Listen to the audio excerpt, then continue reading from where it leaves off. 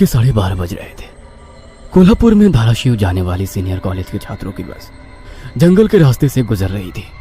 Trip खत्म करके वे वापस धाराशिव आ रहे थे। दिन भर मौज मस्ती करने की वजह से सभी छात्र थक कर सो गए थे। दरवाजे की सीट के पास विकास सर और सुशील सर खर्राटे ले रहे थे। बस ड्राइवर विजय मामा भी नींद में बस चला रहे थे। उनके बगल वाली सीट पर प्यून पांडू मामा बैठे हुए थे कि तभी बस के सामने जंगली सुअरों का झुंड आया। विजय मामा ने बस जंगल में रोक दी। कुछ देर में जब रास्ता खाली हुआ तो बस फिर से चलने लगी। कुछ ही देर में विकास सर के पीछे ही दूसरी सीट पर बैठा श्याम नींद से जाग गया। श्याम की उम्र 21 साल थी। पढ़ाई में बहुत तेज था, लेकिन हमेशा अकेला रहने वाला। ना किसी से बनती थी, ना ही उसका कोई दोस्त था। वह दूसरी सीट पर अकेला बैठा हुआ था। सर, टॉयलेट जाना है। सर ने आधी आंखें खोलकर खिड़की से बाहर देखा। बस अभी भी जंगल में ही थी। थोड़ी देर बैठ जाओ, जब जंगल खत्म होगा तब मुझे उठा दो, मैं बस रोक दूंगा, वे बोले और फिर आंखें बंद कर सो गए। श्याम बस की खिड़की से बाहर देखने लगा और जंगल खत्म होने का इंतजार करने लगा।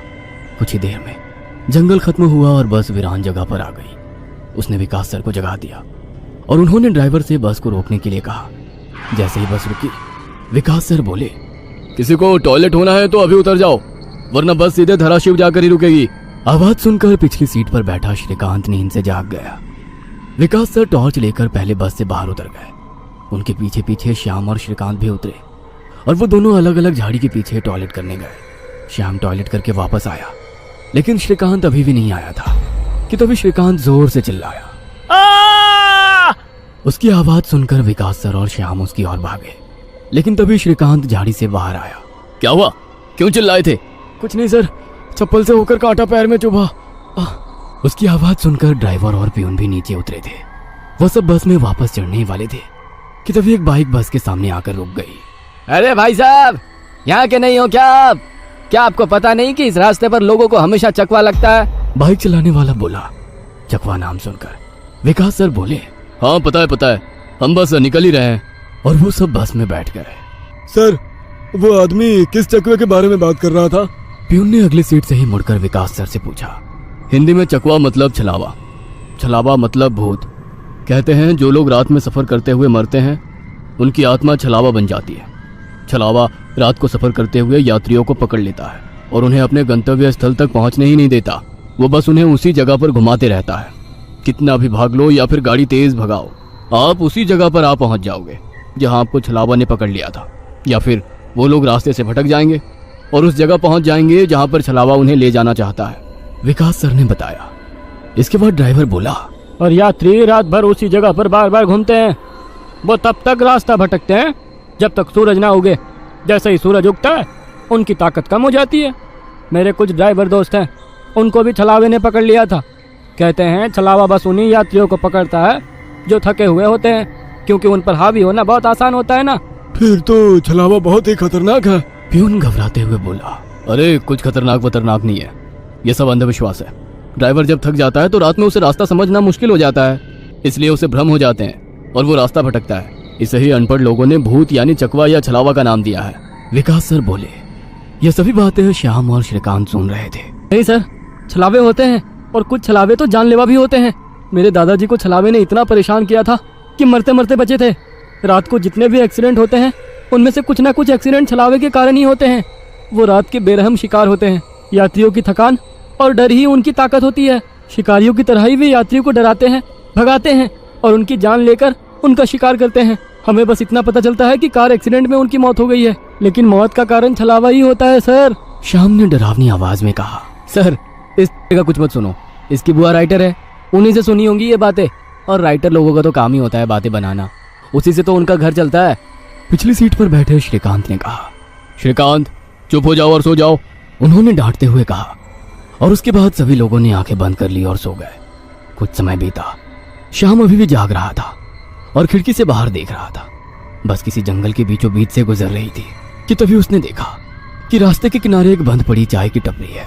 लेकिन ये चाय की टपरी तो मैंने पीछे भी पहले वाले जंगल में देखी थी, वह मन ही मन बोला और खिड़की के बाहर देखने लगा। तब उसे पता चला कि वो तो वही जंगल है जो वीरान जगह से पहले आया था। वह भागते हुए ड्राइवर के पास गया। विजय मामा नींद में बस चला रहे थे, बीच बीच में आंखें झपका रहे थे। विजय मामा बस कौन से जंगल में है? होगी किसी जंगल में। रास्ते में जंगल कम है क्या? नहीं मामा, हम वापस उसी जंगल में पहुंच गए हैं जहाँ पर बस के सामने जंगली सुअर आ गए थे। नहीं बेटा, तुम्हें कुछ तो गलतफहमी हो रही है। वह जंगल तो कब का पीछे छूट गया है ना। उनकी बहस सुनकर विकास सर नींद से जाग गए। क्या हुआ श्याम? सर, हमें छलावा लग चुका है। उसने हमें पकड़ लिया है क्योंकि बस वापस उसी जंगल में आई है जहाँ से पहले गुजरी थी। लेकिन विकास सर भी ड्राइवर की तरह उस पर विश्वास नहीं कर रहे थे। सर, अगर आपको मेरी बात पर यकीन नहीं हो रहा है तो बाहर देखो। अभी कुछ देर रास्ते के किनारे एक ट्रक दिखाई देगा जो एक्सीडेंट में पलटी हो चुका है। और कुछ ही देर में रास्ते के किनारे सभी को पलटी हुई ट्रक दिखाई दी। ये देखकर सभी हैरान हो गए थे। ड्राइवर ने भी मान लिया कि श्याम सच बोल रहा है कि तभी जंगल खत्म हो गया और बस वही सुनसान वीरान जगह पर पहुंच गई जहां पर वो कुछ देर पहले टॉयलेट करने के लिए रोक दी गई थी। ये देखकर सभी की आंखें फटी की फटी रह गई थी। विकास सर की तो बत्ती ही गोल हो गई थी। श्रीकांत पिछले सीट से आगे आ चुका था। सबके चेहरे का रंग उड़ गया था। बस अभी भी रास्ते पर चल रही थी कि तभी वो फिर से वापस वही जंगल में पहुंच गई। वो सभी जान गए कि उन्हें छलावा ने पकड़ लिया है। ड्राइवर कोई दूसरा रास्ता मिलता है या नहीं ये देख रहा था, लेकिन फिर भी बस वापस उसी जंगल में आ जाती थी। ऐसा लग रहा था कि मानो पूरी दुनिया में बस वही एक रास्ता है जो घूम फिर कर उसी जंगल में ले आता है। सर, अभी इस छलावे से कैसे निकले? मैंने सुना है कि छलावे से बाहर तभी निकल सकते हैं जब सुबह हो जाए। इसका मतलब हमें रात भर इसी सड़क से गुजरना होगा, जंगल से वीराने में और वीराने से जंगल में। क्यों ना हम सुबह होने का इंतजार करते हुए उसी वीरान जगह पर रुक जाए। ड्राइवर बस चलाते हुए बोला। लेकिन शायद मैंने सुना है कि छलावे में रुकना ठीक बात नहीं है। नहीं सर, मेरी बुआ ने बताया था कि अगर सेफ जगह मिल जाए तो रुकने में कोई परेशानी नहीं है। बस इतना ही पता है तुम्हें? और कोई तरीका नहीं है क्या? है, लेकिन वो अभी के लिए नहीं है। और वैसे भी अगर जिस छलावे ने हमें पकड़ा है अगर वो कमजोर हुआ तो उसकी शक्तियाँ कुछ ही देर में कमजोर हो जाएंगी और हम छलावे से छूट जाएंगे। फिर वो छलावा हमें नहीं पकड़ सकता। इन सभी की बातें सुनकर सोए हुए सुशील सर जाग गए। अरे क्या हुआ? आ गया क्या मेरा बोरगांव? सुशील सर उबासी लेते हुए बोले। तभी सभी ने उन्हें घटी हुई घटना बता दी। यह सुनकर सुशील सर के तो मानो होश ही उड़ गए। लेकिन तभी ड्राइवर जोर से चिल्लाया, सर, आगे एक गांव आया है। यह सुनकर सभी लोग ड्राइवर की तरफ भागे। तब उन्हें रास्ते के किनारे एक बोर्ड दिखाई दिया जिस पर लिखा था, बोरगांव में आपका स्वागत है। यह देख सुशील सर जोर से चिल्लाए, ये तो मेरा गांव है, लेकिन हम यहाँ इतने जल्दी कैसे पहुंचे? हमें तो कोल्हापुर से निकले मुश्किल से 2 घंटे हो गए हैं और मेरा गांव कोल्हापुर से 6-7 घंटे की दूरी पर। ये आपका गांव नहीं है सर, छलावा है। आपके मुंह से बोरगांव का नाम सुनकर छलावा हमें बोरगांव दिखाकर गुमराह कर रहा है। लेकिन अच्छा हुआ बोरगांव आ गया। मुझे लगता है कि हमें यहाँ पर सुरक्षित जगह ढूंढकर छिप जाना चाहिए। और सुशील सर के घर से ज्यादा सुरक्षित किसका घर हो सकता है?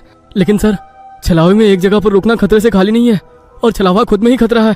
वो खुद में सुरक्षित जगह कैसे रख सकता है? तुझे मेरे से ज्यादा पता है क्या? बचपन से मैं भूतों के बारे में सुनते और पढ़ते आया हूँ। तू तय रहा। विजय मामा, बस सुशील सर के घर की तरफ ले चलो। सुशील सर ने ड्राइवर को अपने घर का रास्ता दिखाया, लेकिन तभी उन्हें उनके गली में लोगों की भीड़ दिखाई दी। बस आगे नहीं जा सकती थी, इसलिए उन्होंने बस दूर ही खड़ी कर दी।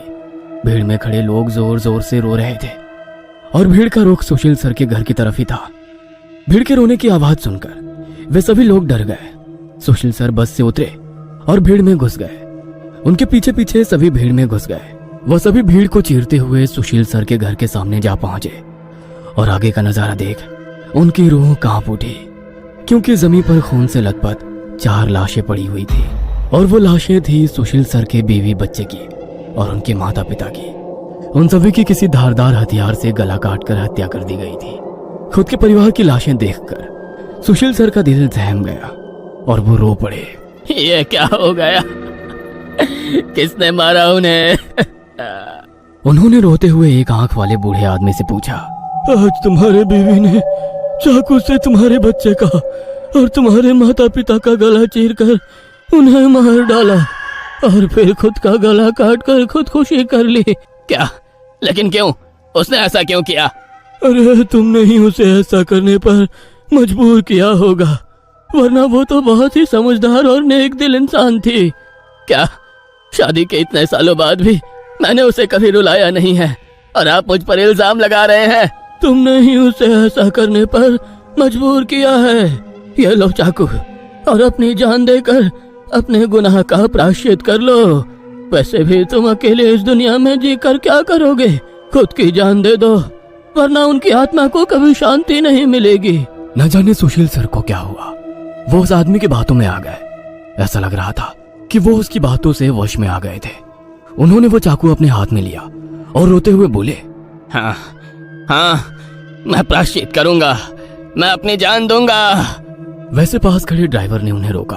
अरे सर, ये आप क्या कर रहे हो? ये सब छलावा है, आपका परिवार नहीं है, आपका परिवार घर पर सुरक्षित है। तभी एक आंख वाला आदमी बोला, ए, तूने अगर एक लफ्ज भी आगे कहा तो तुम्हें पकड़कर गांव के बीचों बीच सूली पे चढ़वा देंगे। यह सुनकर ड्राइवर डर गया और चुप बैठ गया। सुशील सर ने जमीन पर बैठकर चाकू की धार अपने गले पर रखी। सर, ऐसा मत करिए, ये सब कुछ छलावा है, इसके चंगुल में मत फंसिए सर। लेकिन फिर भी सर होश में नहीं आ रहे थे, इसलिए प्यून ने गुस्से में आकर उनको चांटा मारा। तब जाकर वो होश में आ गए और उन्होंने चाकू नीचे फेंक दिया। ये देख एक आंख वाला आदमी गुस्सा हो गया। भाइयों, इन लोगों को भीड़ से बाहर निकाल दो, इन्हें हम बाद में देखेंगे, पहले इस सुशील के बच्चे को पकड़ लो। यह सुनकर भीड़ में खड़े लोगों ने सभी को भीड़ से बाहर कर दिया। श्रीकांत, विकास सर, प्यून और ड्राइवर भीड़ के अंदर घुसने की कोशिश कर रहे थे, लेकिन अंदर घुस नहीं पा रहे थे। सुशील सर के हाथ पैर बांधकर उन्हें जमीन पर बिठाया गया।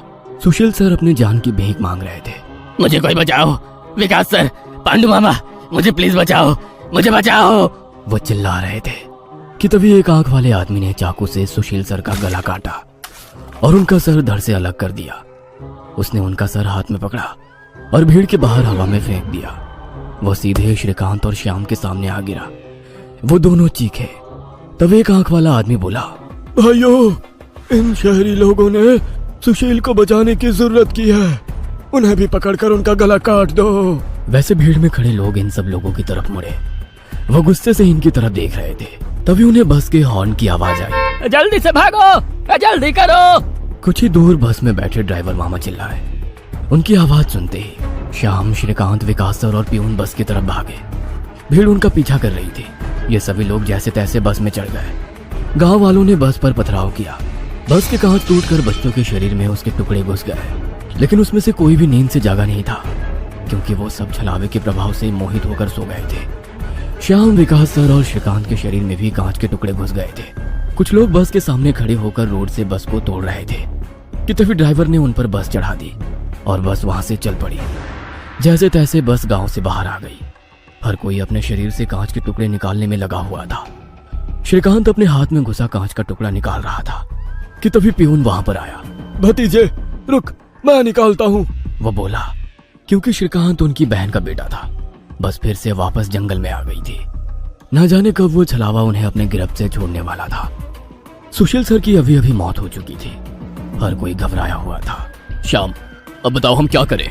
अरे इसे क्या पूछना है, इसकी वजह से आज सुशील सर की जान चली गई है और हम सब मरते मरते बचे हैं। चुप हो जाओ, हमने उन्हें बचाने की कोशिश की, लेकिन वो खुद अपने भावना को रोक नहीं सके और इसीलिए मारे गए। इसमें मेरी कोई गलती नहीं है। श्याम सफाई देते हुए बोला, लेकिन अब हम क्या करें? हमें बस सुबह होने का इंतजार करना होगा और बिना कहीं रुके बस चलाते रहना होगा। अरे लेकिन बस में इतना डीजल भी नहीं है कि सुबह होने तक चले। अगर बस का डीजल सुबह से पहले खत्म हो गया तो हम इस छलावे का शिकार हो जाएंगे। हाँ, ये भी है। ये छलावा तो मेरे सोच से ज्यादा ताकतवर निकला। आज अमावस्या है, शायद ये अमावस छलावा है। बुआ कहती थी कि छलावे के बहुत से प्रकार हैं, जिससे सबसे खतरनाक अमावस छलावा होता है। ये सिर्फ और सिर्फ अमावस की रात शिकार करने के लिए बाहर निकलता है। इसे अकेले 2 या 3 लोगों की शिकार करना पसंद नहीं है। जहाँ पर यात्री बहुत सारी संख्या में होते हैं, बस उन्हीं पर यह छलावा हावी हो जाता है। वो सबसे पहले सबसे ज्यादा कमजोर और सफर में थके हुए इंसान को ढूंढता है, उन्हें डर दिखाता है और जब उसकी डर से मौत हो जाती है तो उसके शरीर पर कब्जा करता है और बाकी यात्रियों के बीच में रहकर उन्हें गुमराह करता है। उन्हीं छलावे में बस घूमता रहता है और जब सभी यात्री थक जाते हैं तब उनका शिकार करता है। और मेरे हिसाब से हम जिस छलावे के चंगुल में फंसे हैं वो अमावस छलावा ही है और वो अभी हमारे बीच में ही है। श्याम डरावनी आवाज में बोला। यह सुनकर सभी के होश उड़ गए थे। वो सब तो ठीक है, लेकिन अब हम इस छलावे से बाहर कैसे निकले? ड्राइवर ने पूछा। इस पर श्याम ने कहा, अब केवल एक ही उपाय है, लेकिन इसमें खून बहने के चांसेस है। हाँ, क्या है वो उपाय? छलावा अभी भी हमारे बीच किसी मृत शरीर पर कब्जा करके बैठा है। हमें उसे ढूंढना होगा और उसे मारना होगा, क्योंकि उसकी आत्मा मृत शरीर से ज्यादा मजबूती से चिपकी नहीं होती। जैसे ही हम उसको मारेंगे, उसकी आत्मा मृत शरीर छोड़ देगी और फिर वो किसी मृत शरीर में घुस नहीं सकेगी, क्योंकि एक अमावस छलावा एक रात सिर्फ एक ही मृत शरीर पर कब्जा कर सकता है। लेकिन हम में से ये छलावा है कौन? वो पीछे सोए हुए स्टूडेंट के शरीर में नहीं है, क्योंकि वो होश में नहीं है। वो हम पांचों में से एक है। क्या? लेकिन हम सब तो जिंदा हैं। नहीं, हम में से एक पहले ही मर चुका है। उसे छलावे ने मार डाला है और उसके शरीर पर कब्जा कर लिया है। कब्जे के बाद मृत शरीर बिल्कुल एक जिंदा आदमी लगता है, क्योंकि छलावा अपने ताकत से जिंदा इंसान की नकल करता है। लेकिन वो है कौन? वैसे श्याम गंभीर हो गया और उसने श्रीकांत की ओर देखा। बस अभी भी जंगल के रास्ते चल रही थी। ड्राइवर बस चलाते चलाते पीछे हो रही बातचीत सुन रहा था, क्योंकि उसे पता था कि अगर बस रुकी तो छलावा उसे निगल जाएगा। बस में सन्नाटा छाया हुआ था। हर कोई श्याम के मुंह से छलावे का नाम सुनना चाहता था कि तभी श्याम बोला, ये श्रीकांत ही छलावा है। ये क्या बकवास कर रहे हो तुम? होश में तो हो? माना कि तुम्हारी बुआ ने बहुत सारी भूतों की किताबें लिखी है, उसका मतलब ये तो नहीं कि तुम कुछ भी बोलोगे और हम सुनते रहेंगे। मेरा विश्वास करो सब, श्रीकांत ही छलावा है। जब ये वीरान जगह पर झाड़ी के पीछे गया था तब मैंने इसे किसी साई की ओर घूरते हुए देखा था। जब मैं देखने के लिए आगे बढ़ा तभी मेरी चप्पल में कांटा चुभने की वजह से मेरी चीख निकल गई और वो साया वहाँ से गायब हो गया। शायद तभी उसने श्रीकांत को पकड़ा होगा और उसके शरीर पर कब्जा किया होगा। चल जल्दी से इसे मार डालो वरना ये भाग जाएगा। यह सुनकर सभी के होश उड़ गए, लेकिन उसकी बात में कुछ तो वजन था। ए श्याम, जबान संभाल कर बात कर। भतीजा है ये मेरा, अगर इसको किसी ने हाथ भी लगाया तो मार डालूंगा। हाँ। प्यून गुस्से में बोला, सर जी, इस पांडु की मत सुनिए। मुझे भी लगता है कि यही छलावा है, क्योंकि हम सभी ने झाड़ी से आती श्याम की चीख सुनी थी। श्याम बिल्कुल सच कह रहा है। ड्राइवर बस चलाते हुए बोला, अरे शक की सुई तो इस श्याम पर भी है। यह भी तो झाड़ी के पीछे गया था और दिखाई नहीं दे रहा था।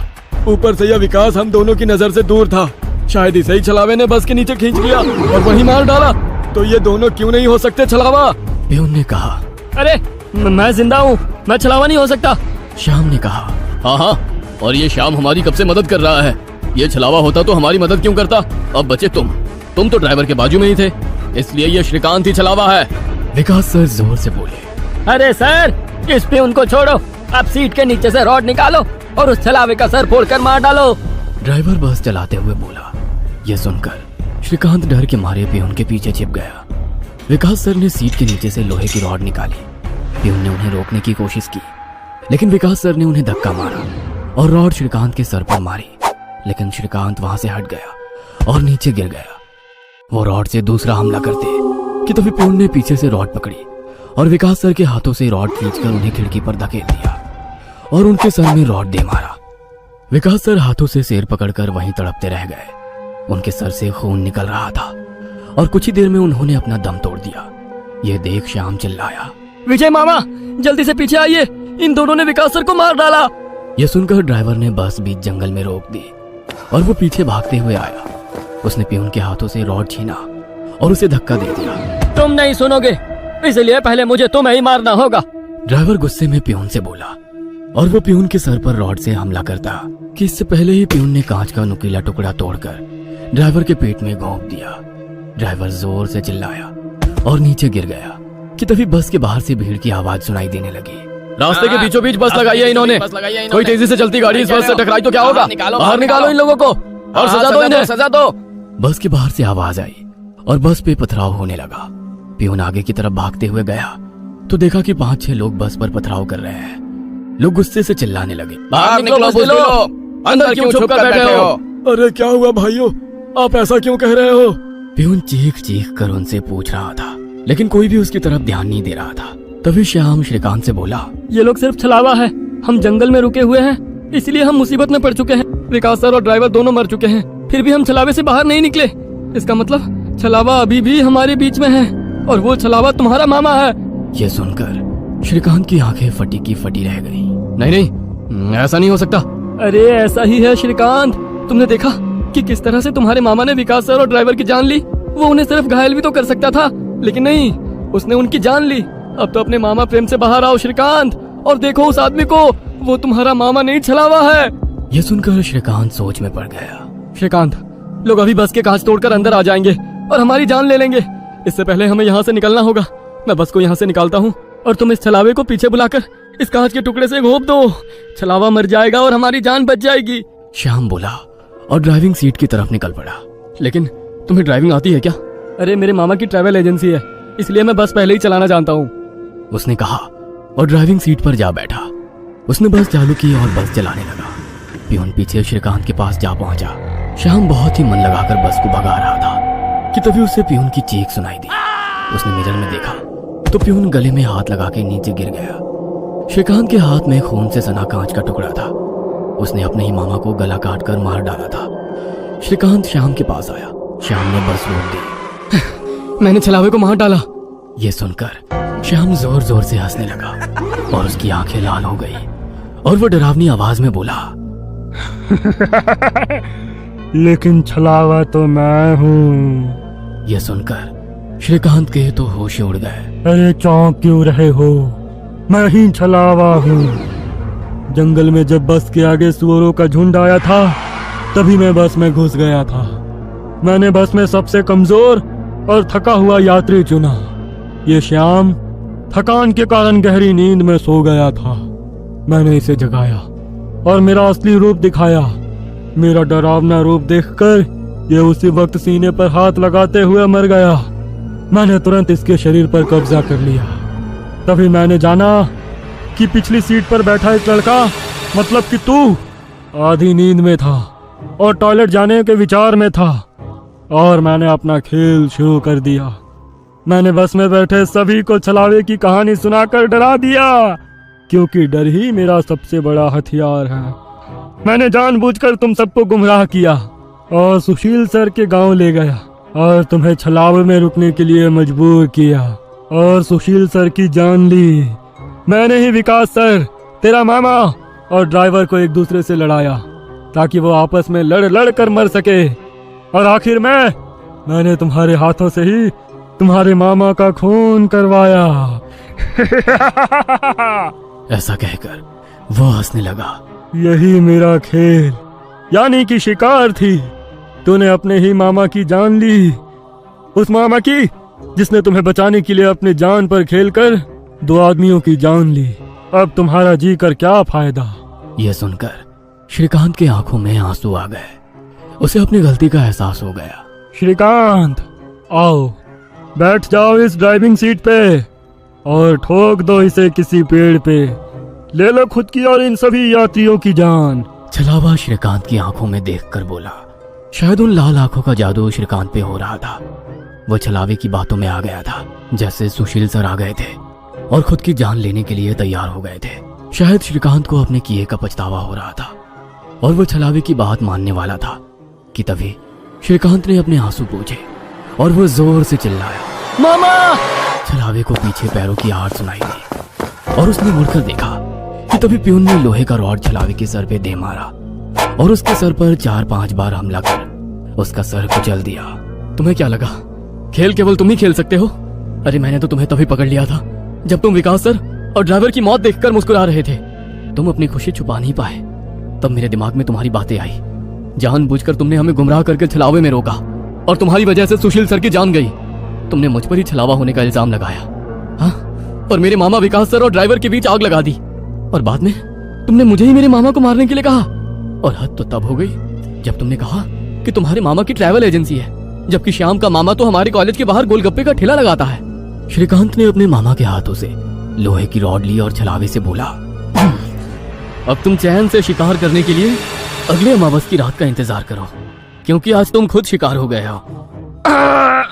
और ऐसा कहकर उसने एक रॉड का वार उसके कुचले सर पे कर दिया और उसके शरीर से छलावा काले धुएं के रूप में बाहर निकला और बस के बाहर निकल गया। और जैसे ही छलावा बस से बाहर निकल गया, सभी स्टूडेंट्स नींद से बाहर आ गए। आज पहली बार कोई अमावस छलावा किसी यात्री से हारा हुआ था। बस के ऊपर हवा में उड़ता हुआ छलावा दर्द से तड़पने लगा और चिल्लाते हुए हवा में बिखर गया। उस छलावे को अपनी योनि से मुक्ति मिल गई, क्योंकि ये सृष्टि का नियम है कि जब भी कोई छलावा इंसान से हारता है उसका अंत हो जाता है और उसे मुक्ति मिल जाती है। आधी रात का समय था। एक गाड़ी हवा से बातें करती हुई लोनावला की घुमावदार सड़कों पर दौड़ी चली जा रही थी। गाड़ी के अंदर तेज म्यूजिक चल रहा था और अंदर बैठे चारों नौजवानों अक्षय, रवि, आयशा और आदि ने अपने हाथ में एक एक कोल्ड ड्रिंक की बोतल पकड़ी हुई थी, जिसमें उन्होंने शराब मिला रखी थी। शराब के नशे में झूमते हुए अचानक ही अक्षय ने गाड़ी में ब्रेक लगाया। अचानक ब्रेक लगने के कारण चारों को एक जोरदार झटका लगा और जैसे शराब का नशा एक झटके में चूर हो गया। घबराते हुए रवि, आदि और आयशा गाड़ी से बाहर निकल आए। क्या हुआ अक्षय, इतनी जोर से ब्रेक क्यों लगा दिया? सब ठीक तो है ना? लगता है डिक्की खुली रह गई है। जा दी, तू चेक कर गया? कुछ नहीं हुआ बे, बस वैसे ही मजे ले रहा था। इसका बर्थडे है, इसे परेशान करना तो बनता है ना। तुम्हें अगर ज्यादा मस्ती सूझ रही है तो हटो, मैं ड्राइव करती हूँ। गाइस, मुझे लगता है अक्षय पीकर आउट हो चुका है। ए आयशा, चुप करके बैठना पीछे। बोला ना तुझे मजाक कर रहा था। आदि आ जाना यार, कुछ नहीं है डिक्की में, बैठ जल्दी। आयशा के बुलाने पर आदि भी आकर अपनी सीट पर बैठ जाता है और अक्षय वापस से गाड़ी स्टार्ट कर देता है। यार 100 की स्पीड में भागती गाड़ी में तूने ब्रेक लगा दिया। अगर गाड़ी पहाड़ से नीचे गिर जाती तो अभी इन वादियों में भूत बनकर घूमते अपन लोग हैं। यार प्लीज ऐसा करो, किसी लॉज पर गाड़ी रोक दो, हम लोग सुबह निकलेंगे। अब तेरी क्या प्रॉब्लम है? तुम लोग समझ नहीं रहे हो यार, तुम सबको चढ़ गई है, अपने होश में नहीं हो तुम लोग। इस तरह लॉन्ग ड्राइव पर जाना सही नहीं है और तुम लोग अभी इस हाईवे के बारे में ज्यादा कुछ जानते भी नहीं हो। यार तेरा ही बर्थडे मनाने जा रहे हैं, तू सारा मजा मत खराब कर। अच्छा बता, क्या प्रॉब्लम है इस हाईवे में? यार मैंने बोला ना, ये रास्ता सही नहीं है।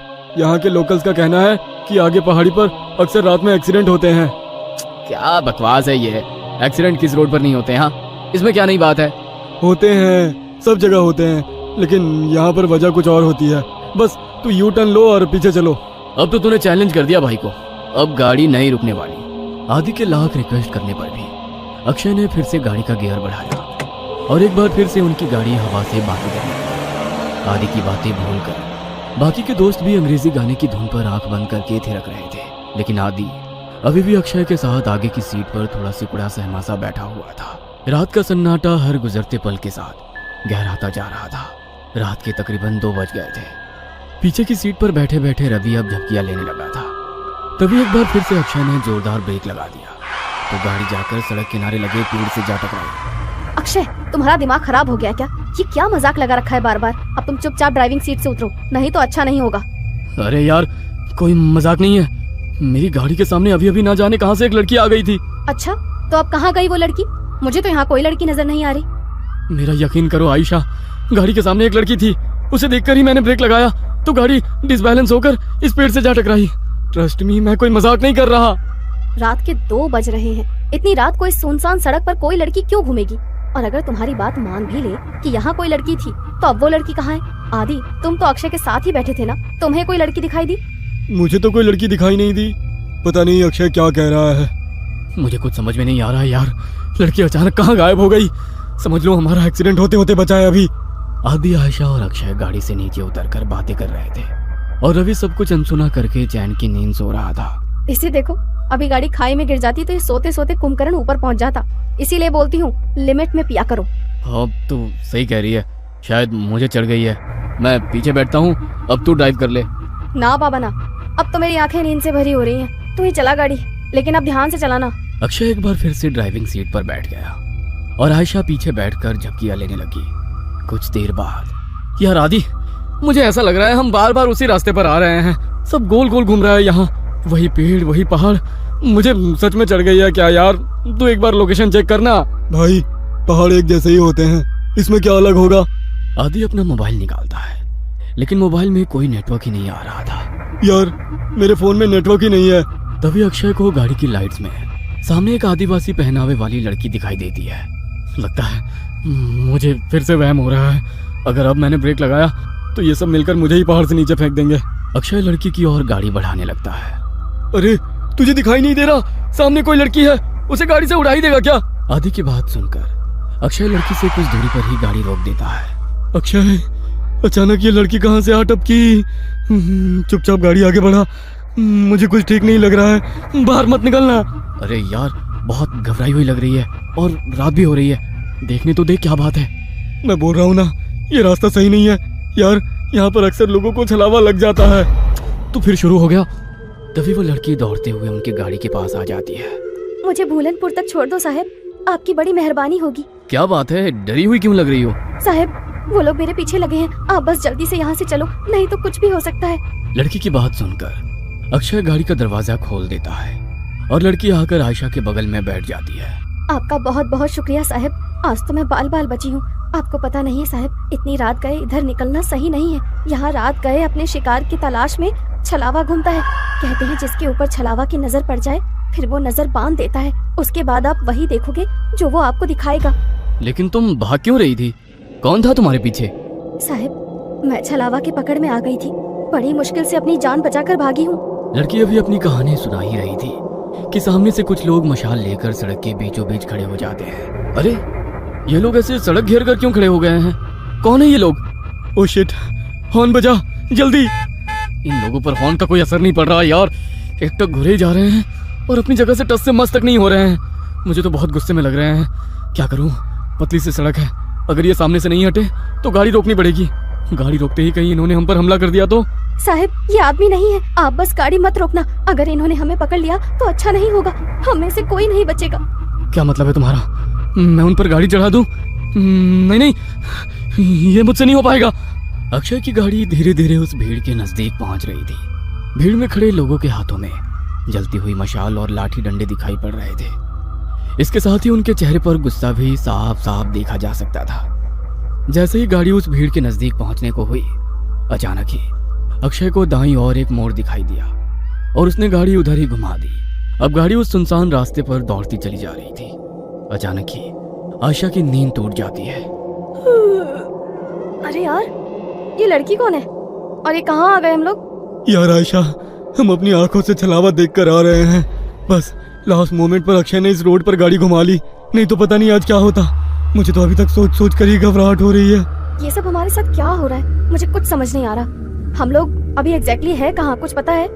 आयशा के इतना कहते ही अक्षय को सड़क पर एक बोर्ड दिखाई देता है। ये देख, सामने बोर्ड पर लिखा है लोनावला 60 किलोमीटर।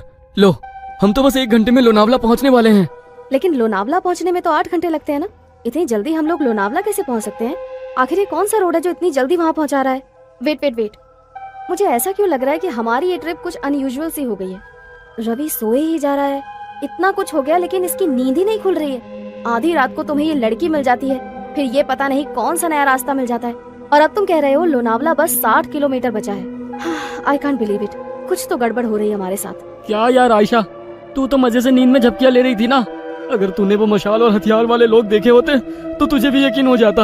अक्षय ने जो उस मोमेंट पर किया वो सही किया, कुछ अनयूजुअल नहीं है। मैं अक्षय को गलत नहीं बता रही हूँ, लेकिन मुझे यकीन नहीं है कि ये रास्ता सही है। आयशा, आदि और अक्षय के बीच बहस चल रही थी कि उन्हें सड़क के किनारे एक ढाबा दिखाई देता है। चलो इस ढाबे पर उतरकर पता करते हैं कि ये रास्ता कहाँ जाता है। नहीं साहब, मैं गाड़ी से नीचे नहीं उतरूंगी, आप लोग जाइए। मैं यही ठीक हूँ। मुझे बहुत डर लग रहा है। मुझे भी लगता है कि हमें यहाँ पर नहीं उतरना चाहिए। जहाँ तक मुझे पता है इस पहाड़ी रास्ते पर कोई ढाबा नहीं है, फिर ये ढाबा अचानक कहाँ से आ गया? अरे यार चलो ना, तुम लोग हर काम बिगाड़ते क्यों रहते हो? कुछ खाने को मिल जाए तो ले लेंगे, फ्रेश भी हो लेंगे। ये रवि तो उठ ही नहीं रहा है, इसके लिए भी कुछ पैक करा लेंगे। आदि और अक्षय के कई बार समझाने पर भी आयशा और वो लड़की गाड़ी से उतरने के लिए तैयार नहीं हुई। इसीलिए वो दोनों ही ढाबे के अंदर पहुंच जाते हैं। वहां पहुंचकर अक्षय सिगरेट सुलगा लेता है। आदि, सिगरेट पिएगा? दूर रख इसे, पहले ही शराब पी रखी है, ऊपर से ये सिगरेट। पागल मत बन अक्षय, तुझे गाड़ी भी चलानी है। अरे वो तो कब की उतर गई भाई। कोई है? अरे भाई कुछ मिलेगा खाने के लिए? अक्षय के कई बार आवाज लगाने पर एक रहस्यमयी सा दिखने वाला आदमी अंदर से बाहर आता है। अब कुछ खाने के लिए है? अक्षय की बात सुनकर वो आदमी एक प्लेट में दाल चावल निकालकर उसकी ओर बढ़ा देता है। छी, ये कैसा खाना है? इसमें तो कीड़े रेंग रहे हैं। खाओ चुपचाप, हम भी कई दिनों से भूखे हैं। अब तुम आ गए हो, अब हमारी भूख भी मिट जाएगी। उस आदमी की रहस्यमयी बातें सुनकर अक्षय बहुत घबरा जाता है। अक्षय उस आदमी को धक्का देकर वहां से भागते हुए गाड़ी की तरफ आ जाता है। आदि चल यहाँ से, ये आदमी मुझे कुछ ठीक नहीं लग रहा है, यहाँ रुकना सही नहीं है। कहाँ तक भागोगे? वो तुम तक पहुंच चुका है, छल चुका है तुम्हें। अब तुम में से कोई नहीं बचेगा। इतना कहकर वो आदमी वहां से गायब हो जाता है। अक्षय और आदि हाँफते हुए वापस गाड़ी में आकर बैठ जाते हैं। गाड़ी में बैठ आदि, हम अभी भी छलाव में हैं और उस आदमी ने अभी हमसे कहा कि वो हम तक पहुंचकर हमें छल चुका है। इसका मतलब कहीं ये तो नहीं कि छलावा हम में से ही कोई एक हो? अबे क्या बकवास कर रहा है? क्या नई कहानियां बना रहा है अब तू? अरे तू तो पूरे रास्ते सो रहा था ना, तुझे नहीं पता हमारे साथ क्या क्या हुआ है। तू चुप रह, ये ढाबा भी एक छलावा ही था। कुछ समझ नहीं आ रहा है क्या सच है क्या भ्रम। एक मिनट रवि, इतनी बार गाड़ी रुकी, इतना शोरगुल हुआ, तेरी नींद कैसे नहीं टूटी? तू रवि ही है ना? कहीं ऐसा तो नहीं कि यही छलावा हो? सोचो गाइस, पूरे रास्ते इसने हमसे कोई बात नहीं की है। ए, तुम लोग पागल हो गए हो क्या? हाँ, मुझे तो लगता है ये लड़की ही छलावा है। आधी रात को सड़कों पर लड़कियां नहीं प्रेत घूमती हैं। मेरी मानो तो इसे पहाड़ से नीचे धकेल कर छुटकारा पाओ इससे, देखना उसके बाद सब सही हो जाएगा। पागल मत बनो, मैं एक इनोसेंट लड़की को ऐसे कुछ भी करने नहीं दूंगा। मुझे तो लगता है साहब ये आदि सर ही छलावा है, यही हमें ढाबे में ले जाने के लिए पीछे पड़े थे। ये सब इनकी ही चाल है। अरे बस करो तुम सब के सब, ये क्या तमाशा शुरू कर दिया? तुम चुप करो अब, मैं अभी मरना नहीं चाहती। सबसे पहले तो मैं इस लड़की का काम तमाम करूंगी। मुझे भी लगता है कि ये लड़की ही गड़बड़ है। आशा अपने बगल में बैठी उस आदिवासी लड़की का गला दबाने लगती है। आशा को उस लड़की का गला दबाते देखकर अक्षय गाड़ी रोक देता है और उसे बचाने की कोशिश करने लगता है। इस लड़की के लिए मैं अपने दोस्तों की जान खतरे में नहीं पड़ने दूंगा। तभी रवि गाड़ी में रखी लोहे की रॉड उठाकर उस लड़की के सर पे देह मारता है। ये क्या कर दिया तूने? बस खत्म हो गई प्रॉब्लम। इसकी बॉडी को गाड़ी से बाहर फेंको और आगे बढ़ो। लड़की को मारने के बाद वे लोग उसकी बॉडी को गाड़ी से नीचे उतार रहे होते हैं कि तभी दूसरी ओर से कुछ गांव वाले मशाल लेकर उनकी ओर दौड़ते दिखाई पड़ते हैं। ये तो वही लोग हैं ना जिसे ये लड़की छलावा बोल रही थी। इसका मतलब छलावा अभी भी हमारे आसपास ही है। जल्दी चलो यहाँ से। वे चारों घबराकर फिर से गाड़ी में बैठ जाते हैं। देखो, सुबह होने में बस 1 ही घंटा बाकी है। हमारे बीच जो भी छलावा है वो अगले 1 घंटे में हम सबको अपने साथ ले जाएगा। हमें उसके बारे में पता लगाकर उसे खत्म करना होगा, नहीं तो हम में से कोई नहीं बचेगा। Calm down. ये जो कुछ भी है इसने हमारी सोचने की शक्ति को खत्म कर दी है। हम लोग एक भ्रम में हैं। क्या सच है क्या झूठ कुछ भी समझ नहीं आ रहा है। वो हमें इमोशनली ब्रेक कर रहा है ताकि हम पर काबू कर सके। तू अपना प्रवचन अपने पास रख, मैं तुम तीनों को ही खत्म कर दूंगा। तो छलावा के बचने का कोई चांस भी नहीं रहेगा। तू मुझे भी मार देगा रवि? तू तो मुझसे प्यार करता था ना। शट अप, मुझे यहाँ से जिंदा अपने घर जाना है बस। इससे पहले कि रवि आशा को मारता, आशा अपने गले में पहने हुए स्कार्फ से रवि का गला घोटने लगती है। तू ही है वो राक्षस, तुझे ही खत्म कर देती हूँ, सारी प्रॉब्लम खत्म हो जाएगी। आशा और रवि के बीच होती हाथापाई को देखकर अक्षय अचानक से अपनी सीट के पास रखी बियर की बोतल को आदि के सर पर दे मारता है। उस फूटी हुई बोतल से ही अक्षय आदि के ऊपर एक के बाद एक कई सारे वार कर देता है। अक्षय के आदि पर हमला कर देने से अचानक ही आदि का चेहरा बदलने लगता है और वो एक खौफनाक चेहरे वाले प्रेत में बदल जाता है। आदि का चेहरा बिल्कुल काला हो गया था और उसके बदन पर कपड़े भी पुराने और फटे दिखाई दे रहे थे। हैरानी से अक्षय की ओर घूरते हुए वो जोर से चिल्लाया, नहीं, ये नहीं हो सकता। आज तक मेरे भ्रम जाल से निकलकर कोई बाहर नहीं आ पाया है। तुझे कैसे पता चला कि मैं ही छलावा हूँ? पिछले काफी देर से मैं आज रात की सारी घटनाओं की कड़ियाँ आपस में जोड़ने की कोशिश कर रहा था। तुझे पहले ही पता था कि हम तेरा बर्थडे मनाने लोनावला जा रहे हैं। घर से तो तू खुशी खुशी हमारे साथ आ गया था, लेकिन जैसे ही ये पहाड़ी हाईवे स्टार्ट हुआ तू कुछ अजीब सा व्यवहार करने लगा। पहले तूने कई बार मुझे यू टर्न लेने को कहा, जबकि तू जानता था उस रोड पर आगे 10 किलोमीटर तक कोई यू टर्न नहीं है। इसके बाद उस लड़की को लिफ्ट देने से मना करना, अचानक से छलावे की कहानी सुनाने लगना, जबकि तू तो इन बातों को कभी मानता ही नहीं है। वो गांव की लड़की ठीक कह रही थी, तू ही मुझे जानबूझकर उस ढाबे में ले गया था, लेकिन मैं वहां से बचकर किसी तरह निकल आया। मेरे सिगरेट के लिए पूछने पर तूने मेरा हाथ जब झटका वो मुझे बहुत अजीब लगा था। और सबसे जरूरी बात, रवि तो पूरे रास्ते गाड़ी से उतरा ही नहीं था। इसीलिए जब आयशा रवि को मारने लगी तो मैंने तेरी तरफ नजर घुमाकर देखा। तू अपनी सीट पर बैठा बड़े आराम से मुस्कुरा रहा था। कोई दोस्त अपने दोस्त को ऐसी हालत में देखकर हंस नहीं सकता। मैं समझ गया कि छलावा तू ही है और कोई नहीं। मूर्ख हो तुम सब। मैंने तुम्हें समझने के लिए कितने मौके दिए, लेकिन तुम मूर्ख के मूर्ख ही रहे। मैंने तुम्हें बताया था छलावा जो चाहेगा तुम बस वही देखोगे। मैंने तुम लोगों की नजर और दिमाग को बांध रखा था। गांव के लोग उस लड़की को नहीं, मुझे पकड़ने के लिए तुम्हारा पीछा कर रहे थे। इसलिए मैंने तुमसे कहा कि गाड़ी मत रोकना। मैंने ही तुम्हें वो ढाबा दिखाया ताकि तुम सब वहां नीचे उतर जाओ और मैं अपना शिकार कर लूं। लेकिन ये आयशा बहुत चालाक है, इसने गाड़ी से उतरने से मना कर दिया था, इसलिए मैं वहां शिकार करने से चूक गया। बस कुछ देर की बात और थी, इस रवि के मरते ही तुम दोनों एक दूसरे की जान के दुश्मन बन जाते और एक दूसरे को मार डालते और मेरी जीत हो जाती। अगर ये आदि नहीं है तो हमारा आदि कहाँ है? तुम्हारा आदि तो उसी जगह मेरा शिकार बन गया था, जब पहली बार तुम सब गाड़ी से उतरकर इस अक्षय से झगड़ा कर रहे थे और वो गाड़ी की डिक्की चेक कर रहा था। अक्षय, मार इसको, छोड़ना मत। उसने हमारे आदि को मार डाला, मैं इसे नहीं छोड़ूंगी। सुबह के 4 बज चुके हैं, अब तुम लोग मेरा कुछ नहीं बिगाड़ सकते। इतना कहकर वह छलावा वहां से गायब हो जाता है। जन्मदिन के दिन ही अपने दोस्त को खोने के गम ने उन सबको तोड़ कर रख दिया था। उस रात छलावे से उनकी जान तो बच गई थी, लेकिन अपने दोस्त को खोने का गम जीवन भर उनके सीने पर बोझ बनकर